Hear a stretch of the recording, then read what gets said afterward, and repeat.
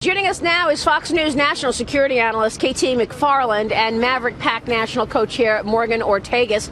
Also joining me on location is Fox News senior correspondent Geraldo Rivera. Geraldo, good to see you. Good morning, Maria. Thank you so much for joining us here. KT, let me kick this off with you. You just heard what Hillary Clinton said at the debate on Saturday night. She's the former Secretary of State. She would know in terms of vetting. Does she not think that the vetting is nearly impossible given the state of the Syrian government? How would we vet these people? Well, I just would go back to what the director of the FBI said just a few weeks ago. When he was asked, how would you vet them? How can you vet them? And he said, well, the problem is if we get their name, we get their country of origin, we get their birthday, then we go and look at a database. But if they're not in a database, there's really nothing we can do about it. Now, why would they not be in a database? Maybe because they're totally innocent and they've just been never in any trouble in their whole lives. The other reason they might not be in a database is because that's not really who they are. They're lying about their name, their age, their country of origin, and because they wanted a cover, because they wanted to slip in through the hordes of refugees that are coming to Europe and potentially into the United States. Look, the head of ISIS has even said, we are going to use the refugee crisis to put terrorists in there. Now, it's not 100% of them, it's not 50% of them, but if it's only 1% of them, you're still talking about a couple of hundred who might indeed be ready to come to the United States, who might be ready to conduct terrorist acts or recruit and become sleeper cells for terrorist attacks later. Right. And you know, this is no doubt going to be one of the key issues going into the presidential election in 2016. Geraldo Rivera, yesterday you said that there was a way that Congress could force the president's hand. Tell us what you were talking about yesterday. What I really believe, Maria, is that the president is being naive. I understand his idealism. He does not want a religious litmus test, for example, for the refugees coming in. But we have to be practical about it. We have to use an Israeli-type approach to who we let into the country. I call it my no-shoes rule. Who has to take their shoes off when they clear airline security, and who doesn't? Who doesn't are the very young and the very old, women and children. I think that's a no-brainer.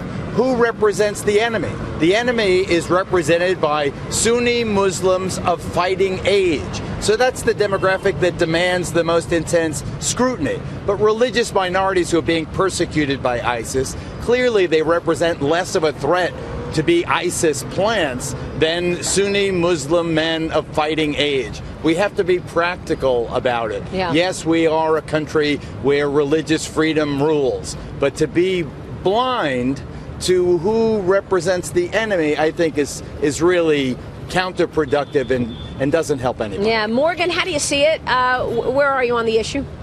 I agree with KT McFarland, and I think part of what we need in order to have the intelligence to actually know who these people are is you really need troops on the ground. So no matter what we're doing, when we were in Iraq, when we were in Afghanistan, one of the ways in which we were able to vet a lot of these people is we had intelligence on the ground, and we don't have that in Syria. We don't have a capable partner that can help us identify who's a terrorist and who's not a terrorist.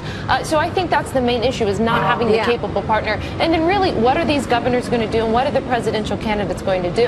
These governors really have no legal authority to tell the president that they will not take these refugees in. So I think it's a real crisis brewing. And I would add to that. You know, Kate, go ahead, KT. I would add to that. If we're really concerned about humanitarian issues, why not do what the British are doing, which is to give aid and set up camps in the region and have the people that the British are taking into their own country as refugees are the women, are the children, are the disabled, are the ill, the people who aren't definitely not the profile of a terrorist, as Geraldo said. But if we really want to do great deeds for people who are in distress, do it over there. You don't need to bring them to the United States or to Europe.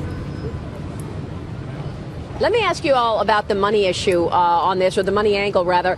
The ISIS has been selling oil on the black market. I guess the speculation is that Turkey and Jordan, among others, are buying it. But they've also been able to control 40% of the wheat market, apparently, in Iraq. And now they're accepting, or they're charging taxes from their so-called population. It is extraordinary to me how powerful this group has become, the most well-funded terrorist group that we've ever seen, Geraldo. Again, not to be overly critical of the President of the United States, we have just in the last several days started hitting oil trucks, Maria. we hit over 100 of them, as I understand. I don't understand why we have not tried to strangle the economic foundation of ISIS prior to this. Why have we waited 2 years to attack these economic targets? Why are there still operating oil refineries? Why are there still pipelines? Trump is right. We could rebuild them in a couple of weeks. Exxon or one of the other big energy companies could go in there and they could fix the infrastructure in no time flat. But we should strike. ISIS is so well funded because first they took the banks in Mosul, they took the banks in Raqqa. Now they have been running the a pretty lavish oil industry. The oil price plunging has helped us in an ironic way against ISIS also. And then there's the kidnapping. KT, your thoughts on the economic power of this terrorist group? You know, what the United States is facing and what the world, Western civilization is facing is an existential threat, like we did with communism during the Cold War, fascism during World War II.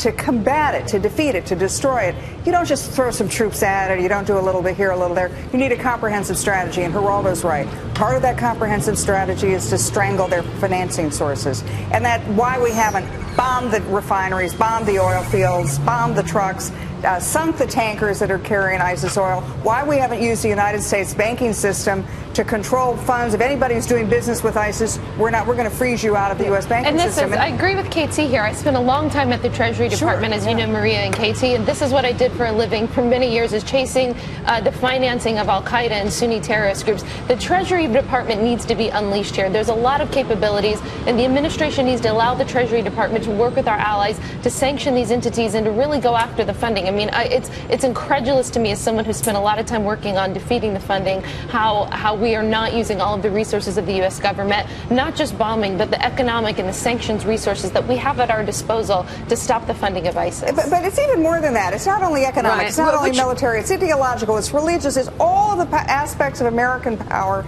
and working with allies that we might have to hold our nose to deal with in order to defeat ISIS. Well, which is why the question kept coming up yesterday after the French led the bombing of certain ISIS military centers. You know, they had the recruitment center and all of that in Syria. If we knew exactly where these centers were beforehand, why did we need another terrorist attack where 129 people are dead here in France in order to actually bomb those centers if we knew exactly where they were beforehand? So it's a question in terms of why we're not. Yeah, I think the president has been worried about civilian casualties, you know, when it relates to that, which is not something that we should ignore, and it's not something that we should take lightly. However, as you just said, Maria, we know those targets are there. I was struck by reading the president's comments last night, in which he said that he's not going to do this whack-a-mole strategy. I'm paraphrasing what he said here, and that he's. I really think, and I'm concerned that this president does not think that America can defeat ISIS. He said that once we defeat them, they come somewhere else, and I think it's a problem. KT McFarland, good to speak with you. Thank you so much for your insights. Thank Morgan, you. we will have more from you shortly. Geraldo as well.